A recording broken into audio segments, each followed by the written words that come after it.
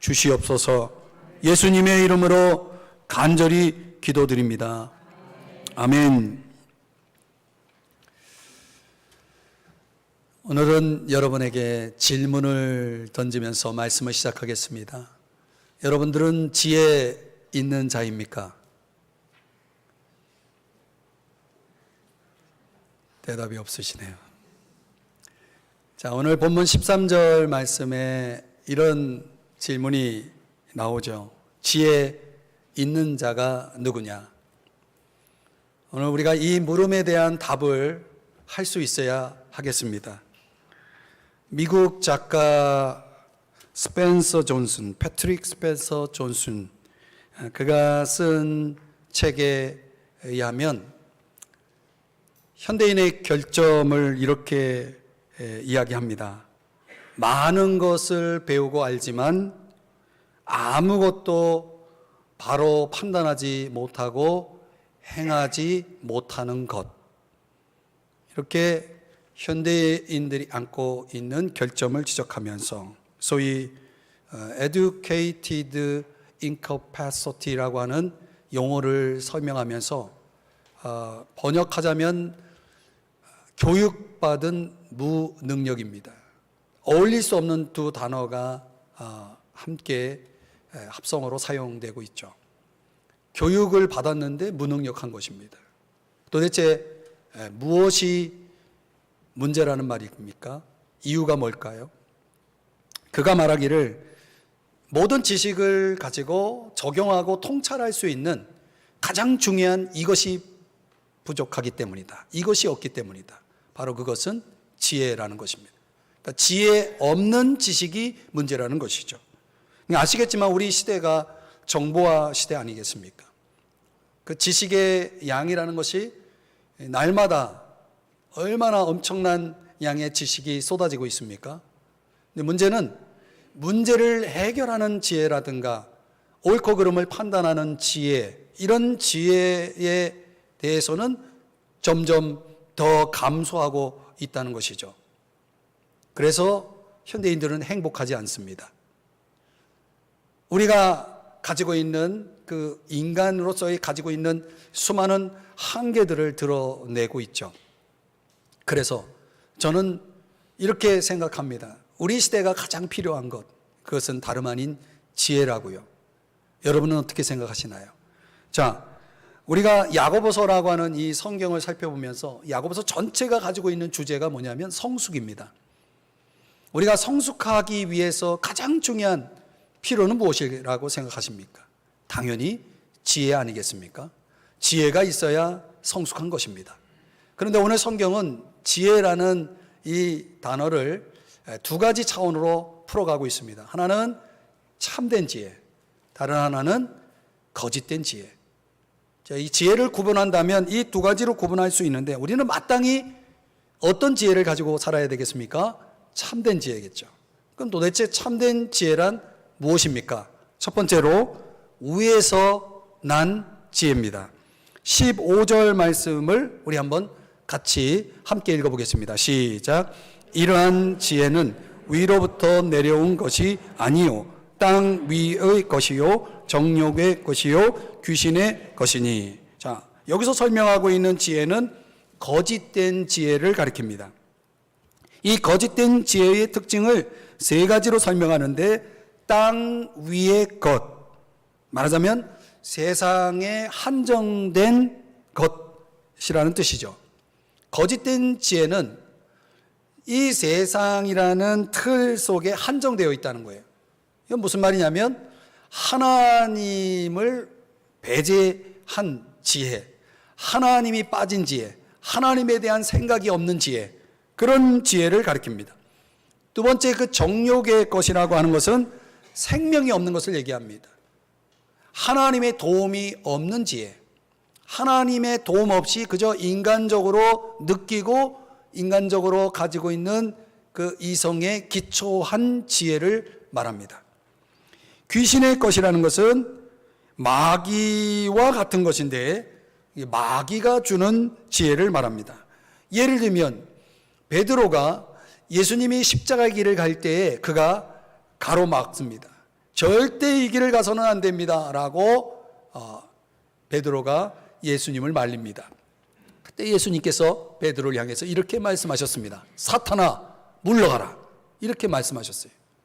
왜요? 십자가의 길을 가는 것이 하나님의 지혜라면 십자가의 길을 거부하는 것이 마귀가 주는 지혜이기 때문에 그렇습니다. 그래서 베드로에게 그렇게 말씀하신 거죠.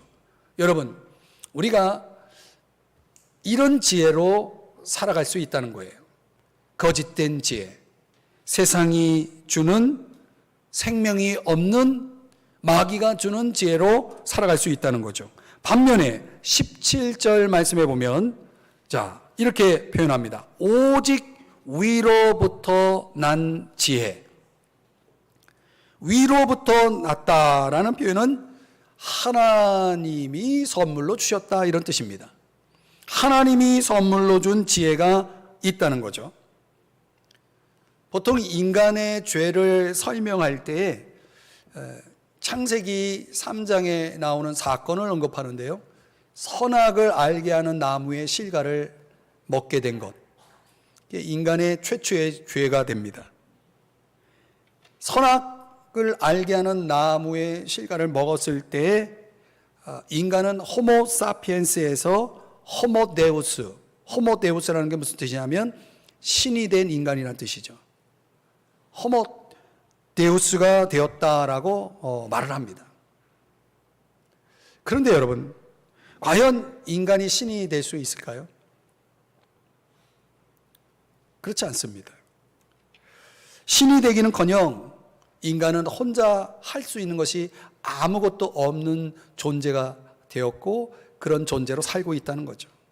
그래서 소위 공생, 이 심비오시스라고 하는 그 공생이라는 단어를 쓰면서 인간은 공생이라는 그런 형태로 관계 속에서 존재할 수밖에 없는 존재라고 설명을 합니다. 일반 학문에서 설명하는 내용을 가지고 제가 여러분에게 소개했습니다. 그런데 성경은 아주 보다 분명하게 이렇게 우리에게 말씀하고 있는데요. 로마서 11장 36절의 말씀을 한번 다 같이 읽어볼까요? 시작. 모든 것은 하나님께로부터 온 것입니다. 모든 것은 그분의 능력에 의해서 살고 모든 것은 그분의 영광을 위해서 존재합니다. 바로 이것이죠. 모든 것이 하나님께로부터 왔다. 여러분 믿으시나요? 모든 것이 하나님의 선물이라는 거예요. 그래 우리는 그 선물에 힘입어서 오늘 하루를 지탱하며 살아갈 수가 있는 거죠. 자, 그래서 우리가 그런 하나님으로부터 오는 선물된 지혜를 얻어야 하는데 그 얻는 방법이 뭐냐, 비결이 뭐냐, 우리가 앞서서 살펴본 1장 17절의 말씀에 의하면 그것은 다 위로부터 빛들의 아버지, 즉 하나님께로부터 내려온다라고 말씀을 하고 있고, 또 야고보서 1장 5절에 의하면 그것을 하나님께 뭐 하라고요? 구하라라고 말씀하고 있어요. 구하라. 그러면 어떻게 하신다고요? 주신다는 거예요. 그러니까 지혜의 근본은 하나님이시고 하나님과 통하는 것이 지혜고 하나님 앞에 나아가는 것이 지혜라는 말씀이죠. 그래서 지혜를 얻은, 지혜의 선물을 얻은 사람의 이야기가 성경에 나오는데 그가 바로 대표적으로 솔로몬이죠. 솔로몬이 하나님께 무엇을 구했냐면 열왕기상 3장 9절에 의하면 듣는 마음을 달라고 구합니다. 하나님, 저에게 듣는 마음을 주십시오. 듣는 마음이라는 것은 무슨 뜻이냐면 열린 마음을 얘기합니다. 무엇을 받아들이는 마음. 지혜가 뭡니까? 솔로몬에게 있어서 지혜는 듣는 것이 지혜입니다. 들을 수 있는 것이 지혜죠. 근데 문제는 사람들이 살아가면서 잘 듣지 못한다는 거예요. 왜? 세상의 소리를 듣느라고, 사람들의 소리를 듣느라고 하나님이 주시는 지혜의 소리를 들을 수가 없는 것입니다. 제가 학생 시절에 새벽에 신문을 돌렸습니다. 한 번은 제가 어디서 신문을 돌렸냐면 인천 그 외곽 지역에, 지금은 이제 아주 큰 도시가 되어 있지만은 그 외곽으로 조금 나가면은 버스 타고 한 30분 가면은 시골 마을이 있어요. 논밭이 있는 그런 마을에서 신문을 돌렸습니다. 그런데 그 새벽에 이제 신문을 들고 나가게 되면 그 새벽 시간에 논길을 이제 지나가게 돼 있는데요. 그때 아주 큰 소리를 듣는 게 있었는데 그게 바로 개구리 울음소리예요. 얼마나 큰지요. 그 마을 전체가 쩡쩡 울려요. 마치 이 스피커를 통해서 울려 퍼지는 것처럼 마을 전체가 개구리 울음소리로 가득 찹니다. 근데 낮에 그 신문에 대한 그 이제 대금, 이제 수금을 하러 갈 경우도 있었는데 그때는 개구리 울음소리를 전혀 들을 수가 없어요. 들어도 뭐 작게 들리거나. 왜 이렇게 새벽 시간에는 개구리 울음소리가 컸을까요? 네, 조용하니까. 그렇죠. 다른 소리가 멈춰 있거든요. 그 다른 소리가 멈춰 있고 오직 울리는 개구리 울음소리가 얼마나 크게 들렸는지요. 제가 가끔 이제 하나님 앞에 작정 기도를 하게 되면 제가 이 본당에서 철야 기도를 혼자 하게 되는데, 여러분이 지금 이 본당에서 예배를 드리실 때 제 소리만 듣고 있잖아요. 그죠? 근데 본당에 앉아서 이 대예배실에 앉아서 제가 이제 기도를 시작하려고 할 때 조용히 있으면요, 여러분 아시나요? 이 본당 대예배실 안에 시계가 걸려 있다는 거. 근데 그 시계 소리가요 얼마나 큰지 아십니까? 여러분은 한 번도 못 들어보셨죠? 여러분, 우리의 소리가 멈추면 들리는 소리가 있습니다. 들어야 지혜인데 그 지혜를 얻기 위해서는 우리는 들어야 하는데 들으려면 다른 소리가 멈춰 있어야 되는 거죠. 여러분들이 제 설교를 들을 수 있는 이유는 뭡니까? 여러분이 만약 서로 대화를 나누고 떠들고 있다면 제 소리가 들려오지 않겠죠. 하나님의 말씀을 여러분의 마음을 열고 듣는다면 틀림없이 하나님이 여러분에게, 말씀을 듣는 여러분에게 지혜의 소리를 들려주실 거예요. 그 소리를 들을 수 있다는 거죠.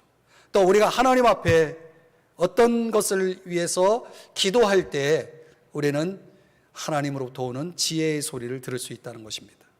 이렇게 듣는다는 것이 얼마나 중요한지요.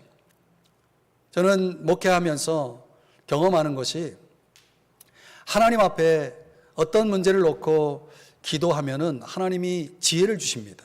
지혜의 소리를 듣습니다. 그럼 그 지혜를 가지고 그 사역을 하게 되면 틀림없이 좋은 결과가 있어요. 열매가 있더라고요. 그런데 뭔가 마음이 조급해지고 답답하고 또 상황이 급하고 해서 특별히 기도 없이 그냥 기도를 해도 대충 잠깐 기도하고 일들을 그냥 급하게 추진하면요, 꼭 후회할 일이 생기더라고요. 사랑하는 여러분, 여러분은 어떻습니까? 여러분이 이 세상 지혜를 가지고 열심히 인생을 살아가 보니 결과가 어떻던지 여러분 보시지 않습니까? 저와 여러분이 하나님 앞에서 들을 수 있는 지혜가 있기를 주의 이름 축복합니다.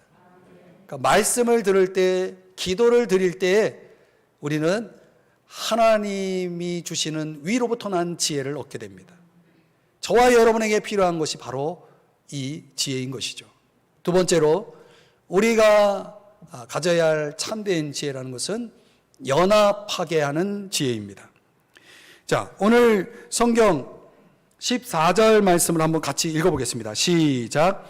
그러나 너희 마음속에 독한 시기와 다툼이 있으면 자랑하지 말라. 진리를 거슬러 거짓말하지 말라. 여러분, 참된 지혜와 거짓된 지혜를 분별하는 기준이 뭐냐? 한마디로 연합하게 하는가입니다.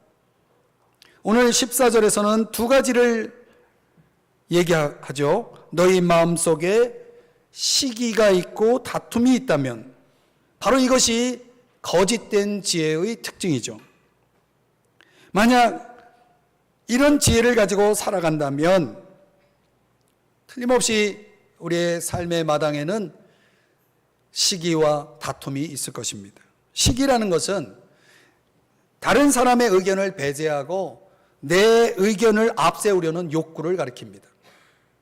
다툼이라는 것은 그것을 이루기 위해서 당을 짓는 것을 의미합니다.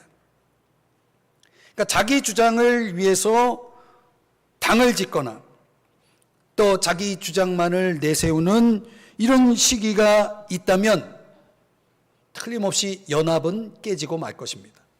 가정이든 부부이든 교회든 직장이든 어디든지 이 두 가지가 있는 곳에는 연합이 깨지게 되어 있습니다.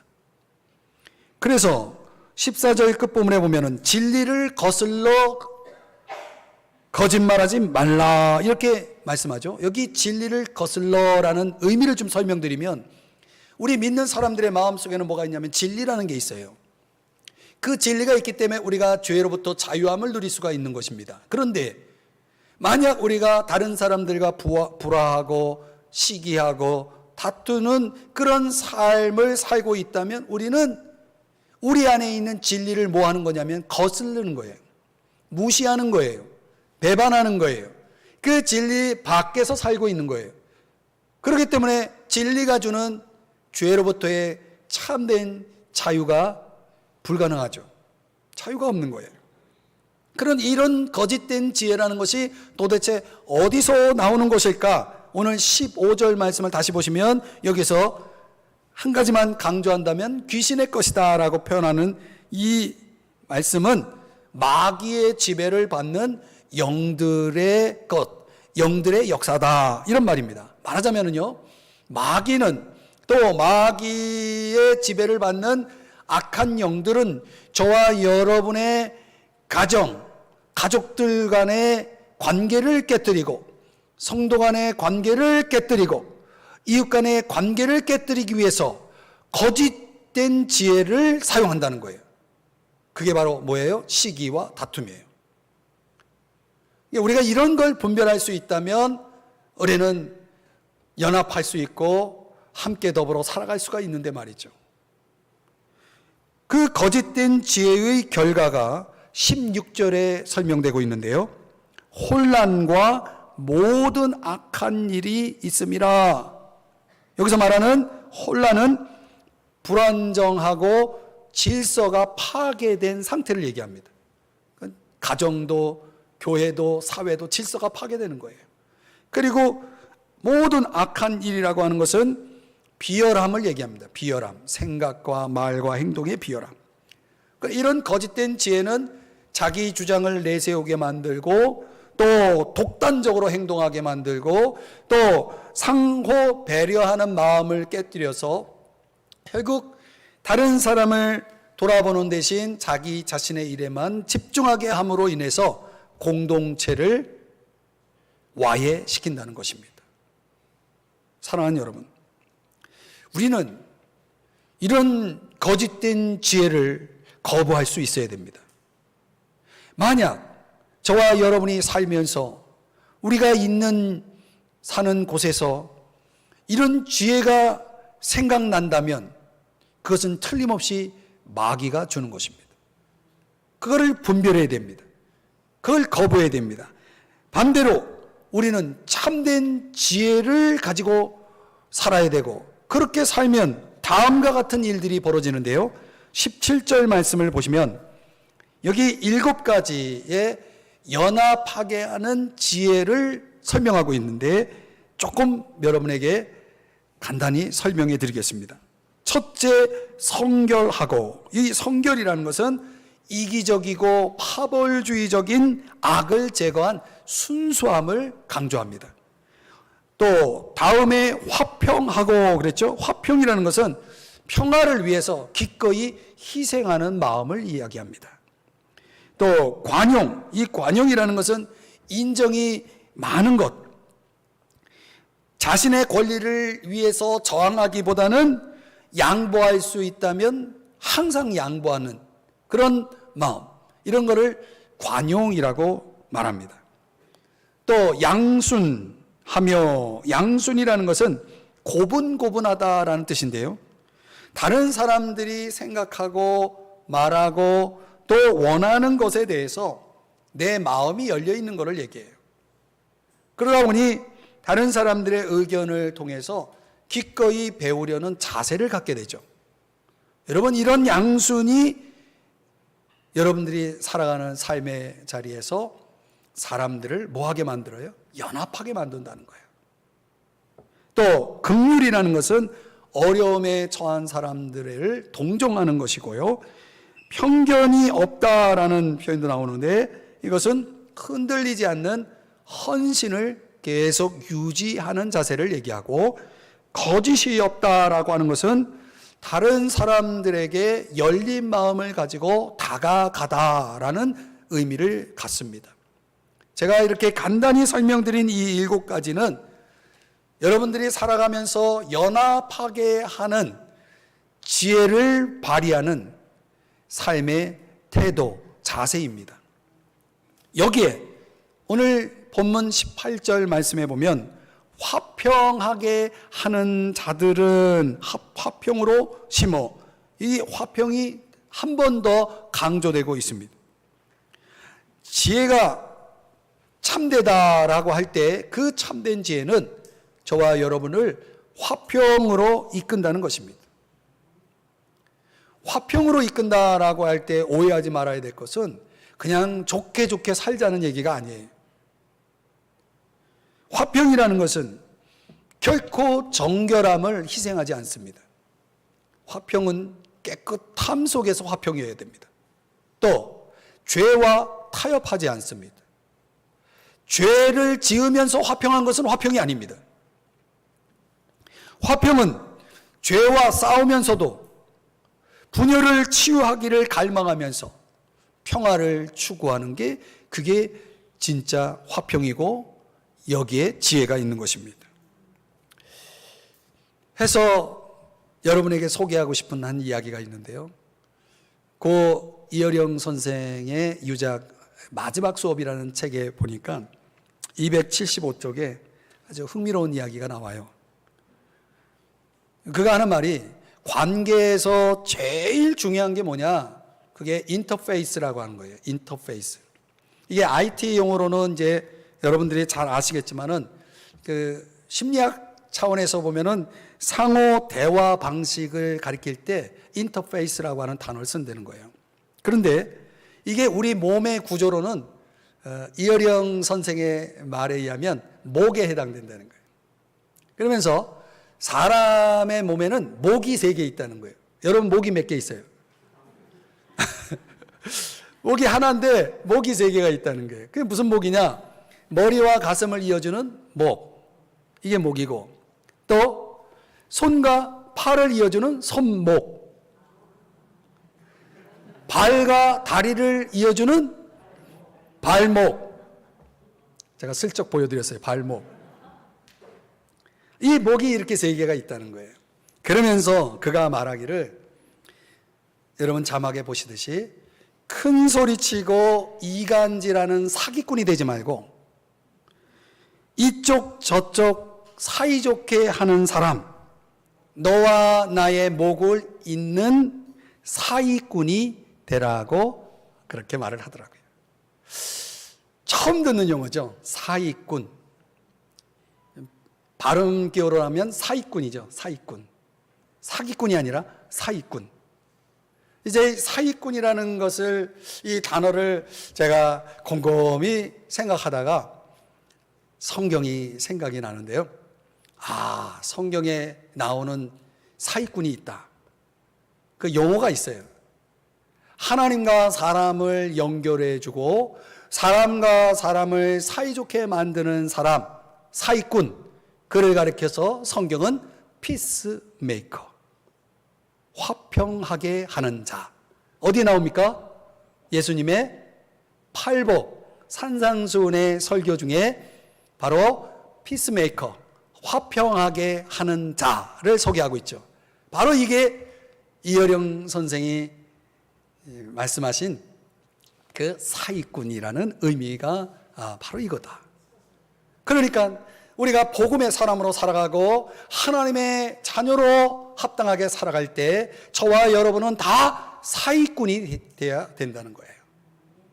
피스메이커가 되어야 한다는 거예요.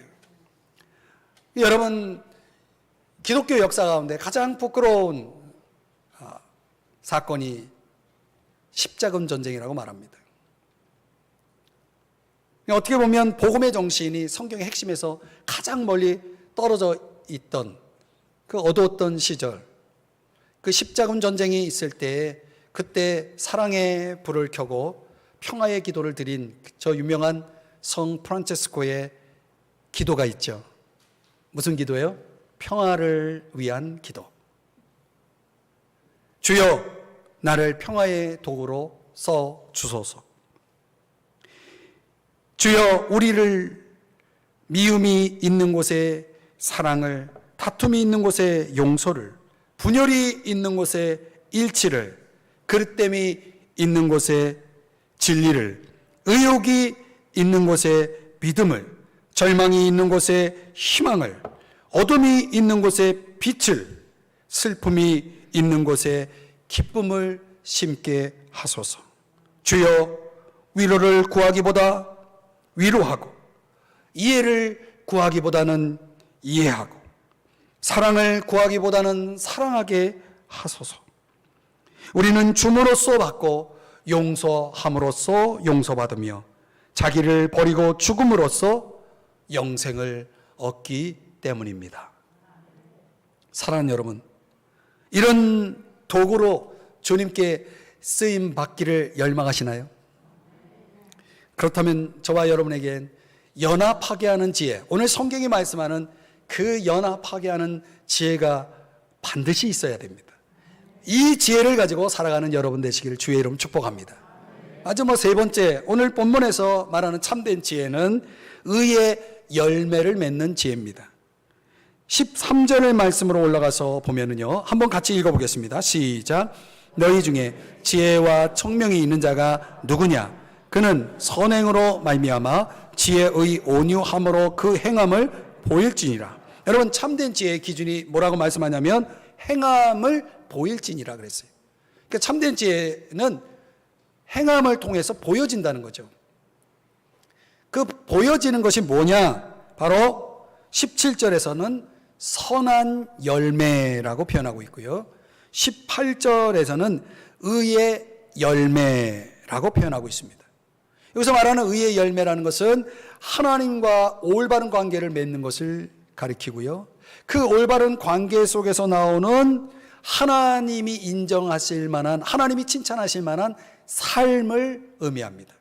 의의 열매, 하나님이 칭찬하시고 인정하실 만한 삶, 그 의의 열매가 저와 여러분에게도 있어야 합니다. 그런 열매를 맺는 뭐가 있어야 돼요? 지혜가 있어야 된다는 거예요. 예수님께서 열매를 맺지 못하는 무화과 나무의 비유에서 이런 말씀을 하셨어요. 포도원의 주인이 있는데 그 주인이 포도원을 관리하는 포도원지기에게 이렇게 말하는 것입니다. 내가 3년을 와서 보는데 이 무화과 나무는 도대체 열매를 맺지 못하니 이거 땅만 차지하지 소용이 없으니까 이 나무 잘라서 버려라, 이렇게 포도원지기에게 이야기를 했더니 포도원지기가 말하기를 주인이여 금년에도 그대로 두소서. 이 표현은 무슨 얘기냐면 올해도 좀 기회를 주세요, 이 안에 좀 기회를 주세요 라고 말하는 거죠.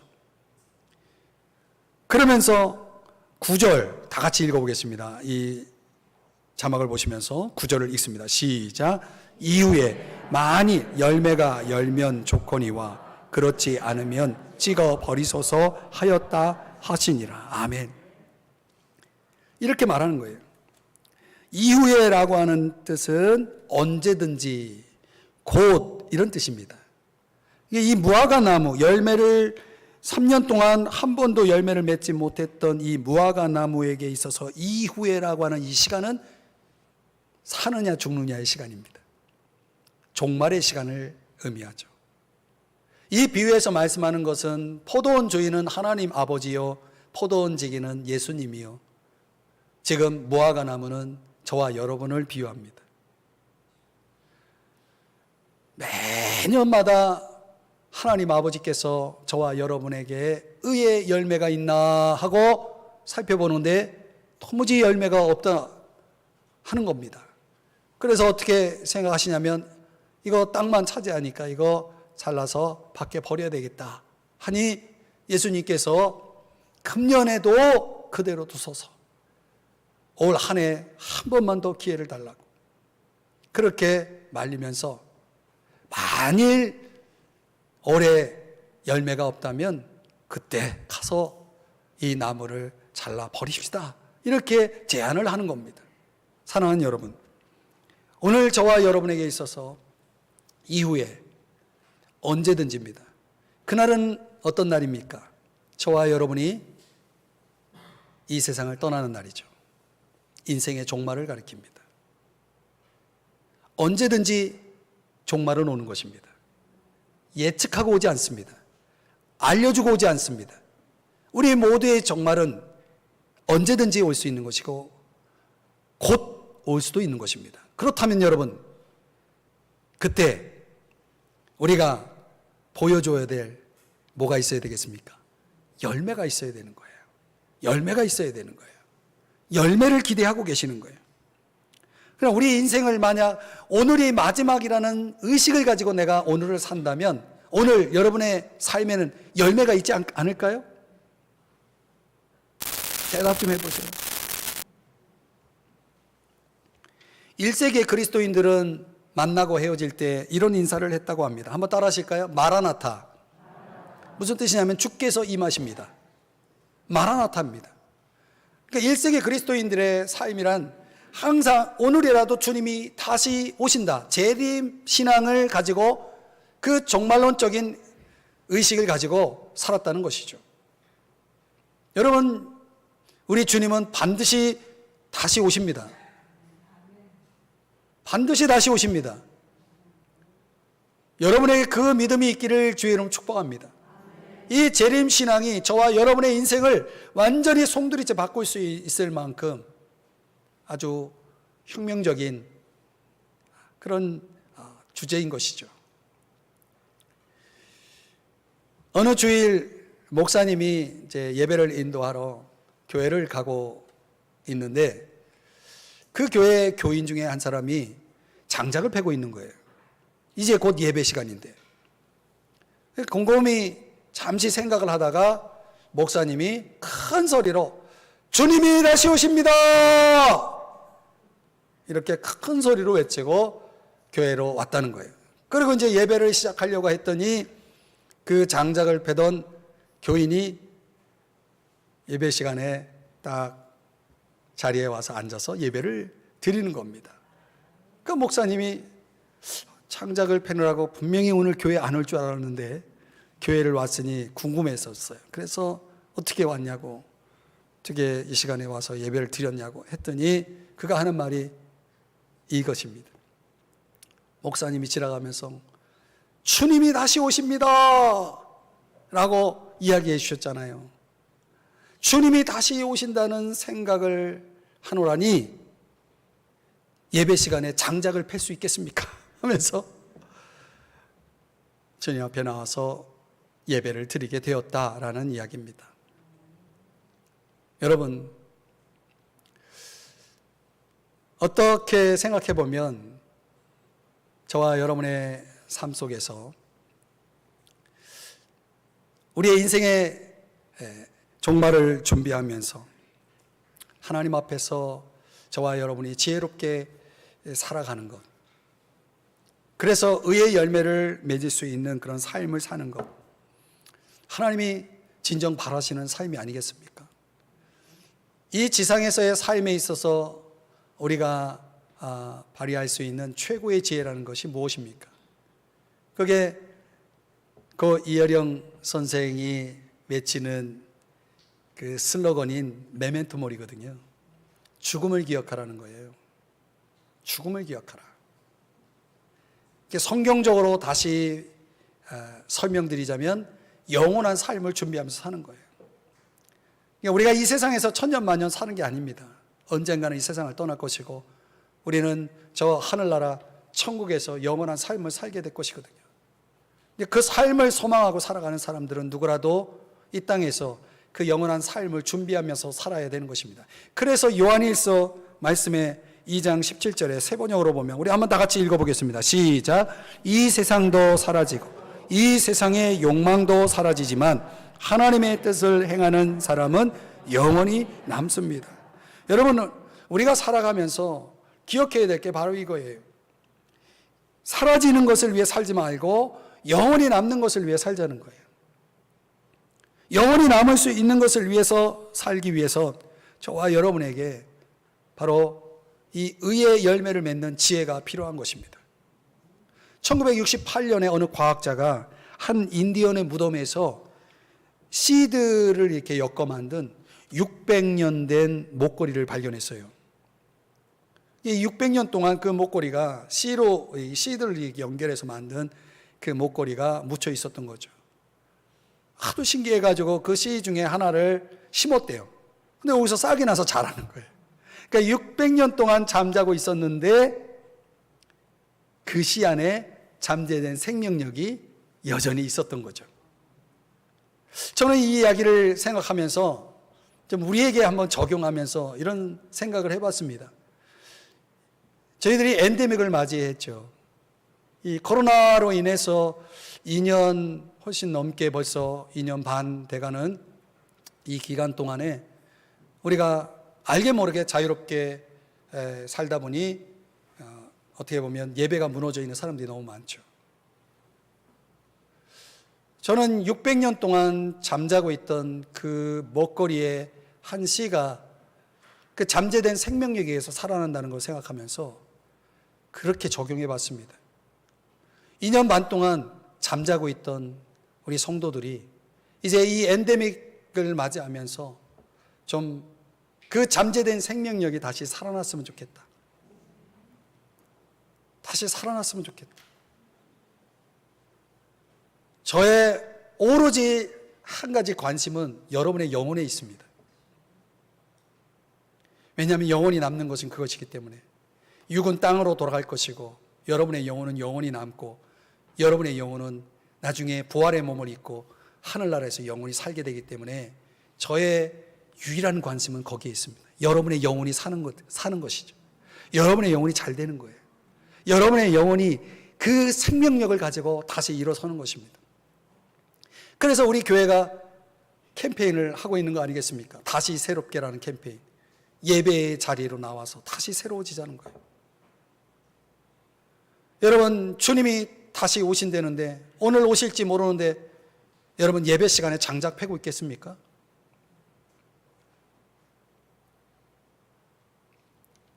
인생을 다 살고 난 후 우리는 우리의 삶의 자리에 뭔가를 남기겠죠. 프린스턴 대학 총장을 지낸 분이 이런 말을 했습니다. 어리석은 사람은 죽을 때 허물을 남기고 지혜로운 사람은 죽을 때 가치를 남긴다. 이런 말을 했어요. 오늘 여러분, 저와 여러분이 이 세상을 떠날 때 남겨야 될 가치가 무엇이겠습니까? 그게 바로 의의 열매. 하나님이 인정하시고 하나님이 칭찬하실 만한 그런 삶의 열매가 오늘 반드시 저와 여러분의 인생에 마지막 남길 가치여야 하는 것입니다. 그러기 위해서 저와 여러분에겐 지혜가 필요한 거죠. 어떻게 하면 하나님이 기뻐하시고 하나님이 인정하실 만한 그런 삶의 열매를 맺을 수 있을까? 하나님께 지혜를 받는 여러분 되시기를 주의 이름으로 축복합니다. 이제 말씀을 적용해 보겠습니다. 사랑하는 여러분, 다시 여러분에게 묻고 싶습니다. 여러분은 지혜 있는 자입니까? 오늘 성경이 말하고 있는 이 참된 지혜를 얻고 참된 지혜를 깨닫고 참된 지혜를 품고 살고 있는 그런 지혜 있는 자이십니까? 오늘 성경이 우리에게 가르쳐주고 있는 위에서 난 지혜, 연합하게 하는 지혜, 의의 열매를 맺는 이 지혜, 바로 이 지혜가, 이 능력이, 이 열매가 여러분의 것이 될 수 있다는 사실을 믿으시기 바랍니다. 그것을 위해서 이 지혜가 여러분의 성품이 되고 마음이 되고 체질이 되고 언제라도 이 지혜를 발휘할 수 있을 만큼 충만한 사람 되기 위해서 저와 여러분에게 당장 지금 오늘 여러분에게 필요한 게 무엇이겠습니까? 그 지혜의 근원이신 주님 앞에 엎드려 솔로몬처럼 듣는 마음, 지혜를 달라고 구하는 일일 것입니다. 여러분의 날마다가 이 참된 지혜로, 하나님의 선물로 주어지는 이 참된 지혜로 가득할 수 있기를 주님의 이름으로 축복합니다. 기도하겠습니다. 사랑하시는